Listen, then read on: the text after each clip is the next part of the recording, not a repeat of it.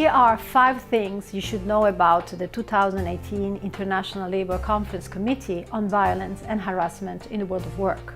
First of all, the ILO has embarked on a process geared towards the adoption of a possible new standard on violence and harassment in the world of work. These are meant to protect all workers, whatever their occupation and whether they work in the formal or informal economy or in urban or rural areas. Secondly, cases of sexual harassment against women have been making the headlines in the past months. They have shown that violence is endemic, that no single country, industry or organization is spared. It has made us realize what many women around the world have to endure to obtain or keep a job, to get their salary paid, to be promoted, or when commuting to work. But recent media attention on sexual harassment has also triggered questions such as, what can help make things better? What does it take to build violence and harassment-free workplaces? The task of this year's ILC committee is precisely to negotiate a guiding framework on how to prevent and address effectively violence and harassment at work.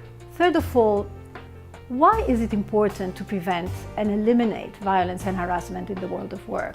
Because it is associated with huge costs for individuals, families, enterprises, and economies. It is a threat to the dignity, security, health, and well-being of everyone. It is incompatible with decent work. It generates productivity and profitability losses for enterprises and damages their reputation.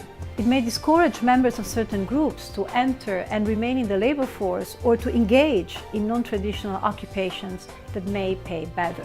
Fourth, representatives from the Ministries of Labour and Employers and Workers' Organizations this June will be called upon to also decide whether the new instrument or instruments should take the form of a convention, which is binding, or a recommendation, which is non-binding but provides more practical guidance, or both.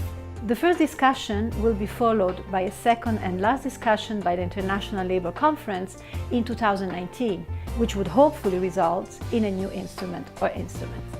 Finally, one of the challenges of the committee will be to ensure that the new instrument or instruments will meet the current needs of the world of work, but will also be flexible enough to respond to the new risks concerning violence and harassment that may stem from the ongoing profound changes in the organization of production and work.